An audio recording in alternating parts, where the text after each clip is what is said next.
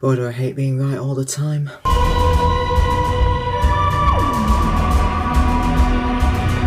Hello, my faithful watchers, and welcome to my review of Doctor Who Series 11, Episode 10, The Battle of Ranskoor av Kolos, written by showrunner Chris Chibnall and directed by Jamie Childs. Now, as usual, there will be spoilers for this episode, but 10 episodes in, you should know by now, but I still warn you because I'm nice. The Doctor, Yaz, Ryan and Graham arrive on the planet Ranskoor av Kolos. Try saying that when you're drunk.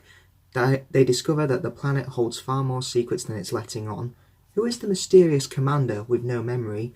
What lies beyond the mists? Who or what are the Uks? The answers will lead the Doctor and her friends towards a deadly reckoning where they encounter an old enemy. When it comes to Doctor Who finales, especially in the new series, they always try and go out with something big and epic, something that has been hinted at in previous episodes that will come to fruition, such as Bad Wolf, Harold Saxon, The Cracks in Time, The Impossible Girl, The Hybrid, etc. Series 11 has been different as it hasn't really had any story arcs that hint at something coming in the finale. On the other hand, this feels more like a finale from classic Doctor Who, where you'd have endings to a series that felt like any other episode, if that makes sense. While this can be a refreshing change of pace for the new series, I personally feel we should have had a bit more of a bang. Don't get me wrong, there is a lot to like about episode 10. Yeah, I know it has a title, but I'm not saying it again because that's a mouthful. However, I'd rather have a bang than a whimper, and in a lot of ways, episode 10 feels like a combination of those things. As usual, let's start with our TARDIS team, and for me, Graham had the best moments this week. Though is anyone surprised at this point? Now, of course, the big reveal is that Tim Shaw from the series premiere is our villain for the finale. While I'll discuss my thoughts on him in a little while, I'd like to talk about the sequence where Graham discovered it was him responsible for the destruction surrounding the planet. He was hell-bent on killing Shaw, but the Doctor would have none of it, even telling him to go back to the TARDIS. What's great about this moment is that so much is being said with very little emotion. You can tell that Graham is grateful to the Doctor for showing him wonderful things, but that won't stop him from killing Shaw if he has the chance. I love the seriousness in both Walsh and Whittaker's performances when discussing this. It was great to hear why revenge isn't the answer and will only make the pain worse. This conflict was good to see on screen, and I just wish we had a few more clashes for Series 11 between characters.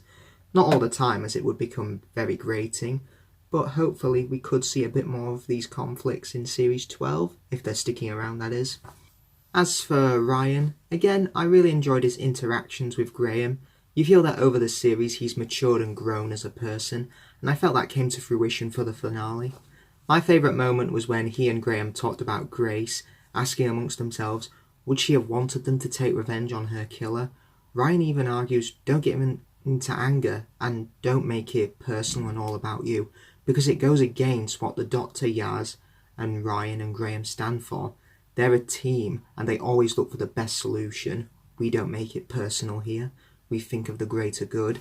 It's moments like this that makes me love this TARDIS team for the most part, and the fist bump between the two of them, brilliant. As for Yaz, again, I hate to feel like I'm repeating myself here, but she was underused again, even in the finale. I felt there was potential, and it was practically gift-wrapped for Chibnall. Okay, so in the episode, Tim Shaw plans to shrink planets that have humiliated him in the past, and one of those is the Earth, of course. Now, we do see this plan begin to take effect, but we could have had a better moment from Yaz, thinking of her family on Earth, not wanting them to die, inspiring her to take action and save the family that usually takes her for granted, and probably wouldn't even known that she had saved them.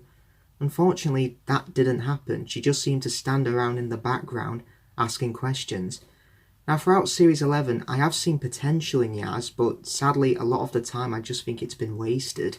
If they're coming back for Series 12, I am wondering, maybe have Yaz leave? But on the other hand, you're kind of stuck, because I feel that there should be a mix of female and male companions. But the better solution would be, make sure they all have the equal amount of screen time every week. I know 50 minutes is hard for 4 main characters, but you can do it, guys. Just believe in yourself. As for the Doctor, again, Jodie Whittaker was fantastic, as she has been for the most part of this series. My Jodie Whittaker moment of the week was hard to pick, as I considered the aforementioned moment with Graham, but that was more his moment than anything else. But the moment I picked for this week was the Doctor's final words before stepping back in the TARDIS. A mix of hope and uncertainty is what keeps us going, because it allows us to have surprises. In my opinion, they're great words to end the series on, and it sums up Doctor Who as a whole in my opinion. We often have no idea what the next episode will entail. Will we be bored? Will we be surprised? Will we be sad at it? Will we be angry at it? Will we be happy with it? No one knows, but we keep going with Doctor Who because we know that it's a series that can be anything and has infinite potential. I've loved Jodie for Series 11, and I believe that with these run of episodes, yes, there has been the ups and downs, but she's truly settled into the role of the Doctor, and I'm very happy to have her on board for Series 12. Here's to more years with number 13. As for the supporting characters in the finale, I found them to be mostly forgettable, with the exception of Paltraki, played by Mark Addy. A great performance, and you get the sense that he cared for his crew that was taken by Tim Shaw. Unfortunately, I found the rest of the cast to be fairly generic and bland. Performances was good, but characterisation was lacking, sadly. However, I did enjoy seeing Samuel Oatley as Tim Shaw again, still coming across as pretty menacing. I doubt he'll go down in history as a memorable Doctor Who villain, but he served as a legitimate threat for the episode. But on the other hand, I kind of wish we did have a recurring villain from Doctor Who's past this week. Now, I'm not saying every finale needs to have a Dalek or a Cyberman, but one of the criticisms that me and a lot of fans have had about Series 11 is the lack of compelling original villains. I'm all for Doctor Who having their own villains this year, but they need to up their game when it comes to new ones. From a production standpoint, this episode again looked fantastic from Jamie Childs, who definitely takes the prize as Best Director of the series for me. On first viewing, I genuinely forgot that most of the episode's action took place in a quarry, arguably a recurring joke in the series that all alien planets look like quarries. But the cinematography did look great. I loved the muted colours and the grey lighting. It made it look like a complete desolate planet that has been devastated by war. Not to mention, this episode did have its fair share of running up and down corridors and talking in control rooms, but luckily they still ended up looking great. I really appreciate directors who can take settings and locations that we've seen in Doctor Who many times before, but they can make them look like we're seeing it for the first time and look as fresh as ever. The music by Sega Nakanola was also top notch, as he has been for the most part this series, and I just hope he's sticking around for a considerably long time. So, to sum up, the Battle of Ranskoor Av Kolos is more or less a combination of the good and bad of Series 11.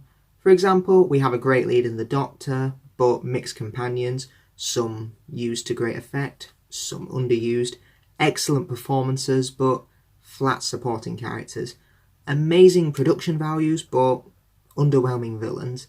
However, it's definitely an entertaining episode that I did enjoy watching. It's the perfect definition of good, but not great. It's like vanilla ice cream. Yeah, you can enjoy it, but it's a bit plain. Though to be fair, I like plain sometimes. Now, before I sign off, I'd like to say thanks for sticking around this long.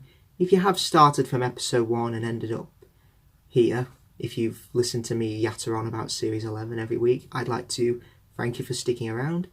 Furthermore, even though this is the finale, I'm not done with Series 11 yet on my channel.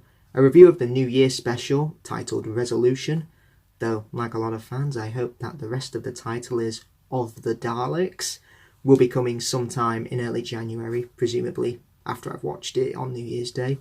Once I've reviewed the New Year's special, I will be doing a ranking video of all the episodes, which will include the New Year special. It'll be a list from least best to best episode, so keep an eye out for those videos. And that's all from me. Be sure to like and share, let me know in the comments below what you thought of the episode, and I will see you all next time. Goodbye.